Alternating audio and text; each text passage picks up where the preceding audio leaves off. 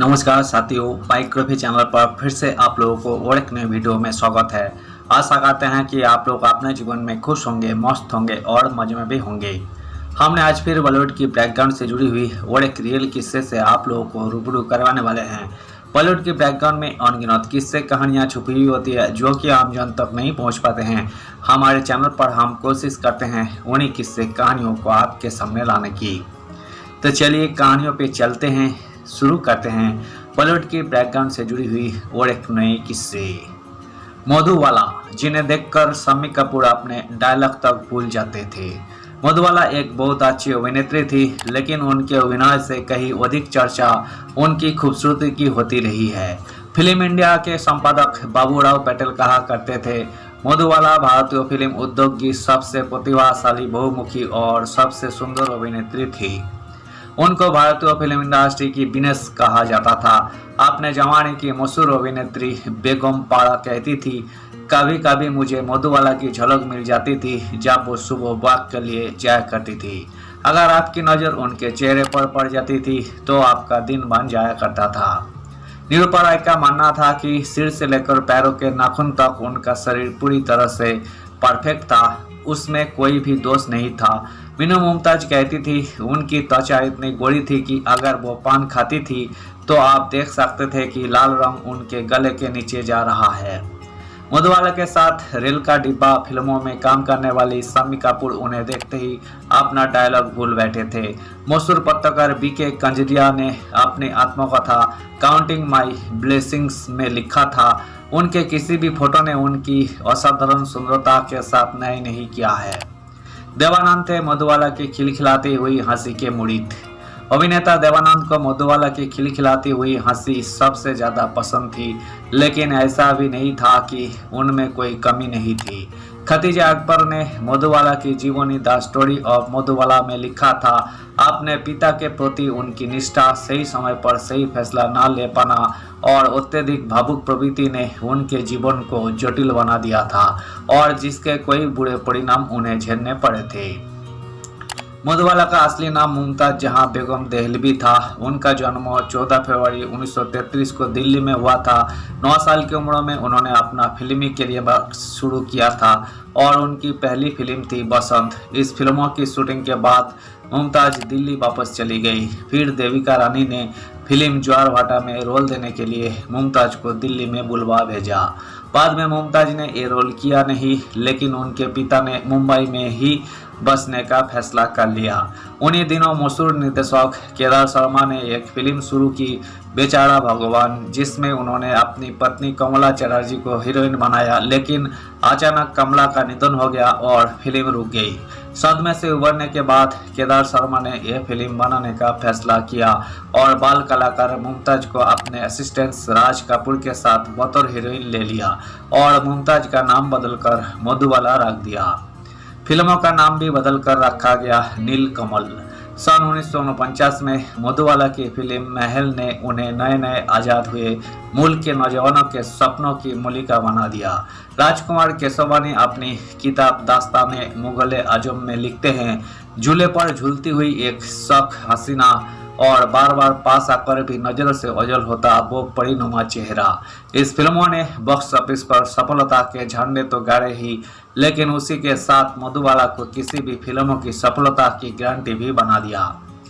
Hollywood में थी role मिलने की संभावना। इस बीच न्यूयॉर्क की थिएटर आर्ट्स पत्रिका ने एक लेख के साथ मधुबाला का चित्र छापा, जिसका शीर्षक था, दुनिया की सबसे बड़ी स्टार जो कि बेवरली हिल्स में नहीं रहती है। 3 बार के ऑस्कर विजेता फ्रैंक कपड़ा एक फिल्म समारोह में भाग लेने बम्बई आए। मूवी टाइम्स के संपादक बीके कंजरिया अपनी पत्रिका का एक अंक ले कपड़ा का इंटरव्यू लेने गए। उस पत्रिका के मुख्य पृष्ठों पर मधुबाला की तस्वीर छापी हुई थी। कंजरिया अपनी आत्मकथा में लिखते हैं, कपड़ा ने पत्रिका देखते ही मुझसे पूछा, ये लड़की कौन है? क्या ये वाकई इतनी सुंदर है? क्या मैं इससे मिल सकता हूँ? मैं उसे हॉलीवुड में रोल दिलवा सकता हूँ। ताज होटल में मधुबाला के साथ एक मीटिंग तय कराई गई। कंजरिया ने बहुत उत्साहित होकर ये बात मधुबाला के पिता अताउल्ला खां को बताई। कंजरिया ने लिखा, ये कहते हुए उनके पिता ने सारे मामले पर पानी फेर दिया कि मधुबाला को कांटे छुरी से खाना नहीं आता, इसलिए वो इस मीटिंग में नहीं जाएगी। अगर उन्होंने मेरी बात मान ली होती तो मधुबाला को पूरी दुनिया में एक पहचान मिल गई होती। दिलीप कुमार और मधुबाला एक दूसरे से प्यार करते थे, लेकिन मधुबाला के पिता को दिलीप कुमार की परछाई तक पसंद नहीं थी। उनको उनके नाम तक से परहेज था। बी.आर. चोपड़ा की फिल्म नया दौर में दिलीप कुमार के साथ नायिका की भूमिका के लिए पहले मधुबाला को चुना गया था। मुंबई में इस फिल्मों की शूटिंग की जानी थी, लेकिन बाद में निर्माता बी.आर. चोपड़ा को लगा कि इसकी शूटिंग भोपाल में भी करना जरूरी है। खतीजा अकबर लिखती है, मधुबाला के पिता अताउल्ला खान ने अपनी बेटी को मुंबई के बाहर शूटिंग करने की इजाज़त देने से इनकार कर दिया। उन्हें लगा कि मुंबई से बाहर जाने पर मधुबाला और दिलीप कुमार के बीच प्यार और परवान चढ़ेगा, इसलिए वो इसके लिए राजी नहीं हुए। तब तक फिल्मों की 10 दिन की शूटिंग हो चुकी थी। इसके बावजूद बी.आर. चोपड़ा ने मधुबाला की जगह वैजयंतीमाला को फिल्मों में ले लिया। वहीं से दिलीप कुमार और मधुबाला की जोड़ी अलग हो गई। इस मामले को बी.आर. चोपड़ा अदालत में ले गए, जिससे दिलीप कुमार और मधुबाला के बीच इतनी कड़वाहट आ गई कि दोनों के संबंध खराब हो गए। दिल में छेद होने के बावजूद कड़ी मेहनत। मधुबाला को बचपन से ही दिल की बीमारी थी। उनके दिल में छेद था। उस समय तक उस बीमारी का कोई इलाज नहीं था। बीमारी के बावजूद उन्होंने मुगले आजम फिल्मों की शूटिंग पूरी की। उनमें अपने काम के लिए गजब का समर्पण था। मुगले आजम के असिस्टेंट डायरेक्टर सुल्तान अहमद बताते हैं कि आपको याद होगा फिल्मों का पहला सीन जिसमें मधुबाला को बुत बनाकर खड़ा किया गया था। मधुबाला जड़ी के काम से लदे भारी भरकम कपड़ों के वजन के साथ वो शॉर्ट ओके होने तक घंटों झुलसा देने वाली गर्मी के बीच बिना किसी शिकायत के खड़ी रही। फिल्मों के आखिरी सीन में मधुबाला ज्यादातर लोहे की भारी भरकम जंजीरों में जकड़ी होती है। राजकुमार केशवानी लिखते हैं, जंजीरें इस कदर भारी थी कि वो जब जब उन्हें पहनकर खड़े होने की कोशिश करती तो घुटनों के बल गिर पड़ती, लेकिन उन्होंने हिम्मत नहीं हारी और अपनी पूरी ताकत लगाकर काम को अंजाम दिया। इन जंजीरों का बोझ मधुबाला के वजन से भी ज्यादा था, जिन्हें पहनकर चलना बेहद आजमाइश और तकलीफ का काम था। उनका इलाज करने वाले मुंबई के चोटी के हृदय रोग विशेषज्ञ डॉक्टर जाल वकील ने उन्हें आगाह किया था कि वो बहुत ज़्यादा मेहनत वाला काम न करे और फिल्मों में नाच का सीन तो ना ही करे। खतीजा अकबर लिखती हैं, ये ताज्जुब की बात है कि उनके ऊपर कोई प्रतिबंध लगाने वाले उनके पिता अताउल्ला खान ने उनको कम फिल्मों लेने के लिए बाध्य नहीं किया। उनके काम के बोझ को कम करने की कोशिश नहीं की गई। उन्होंने गेटवे ऑफ इंडिया और मुगले आजम फिल्मों की रात में भी शूटिंग की। किसी भी निर्माता ने मधुबाला के काम के बोझ को कम नहीं किया। नाचना, पानी में भीगना और पैरों में जंजीर पहनकर चलना, मधुबाला ने सब कुछ किया। कई बार ऐसा भी हुआ कि वो काम करते करते बेहोश हुई, लेकिन ठीक होते ही उन्होंने फिर काम करना शुरू कर दिया। किशोर कुमार से बेमेल शादी।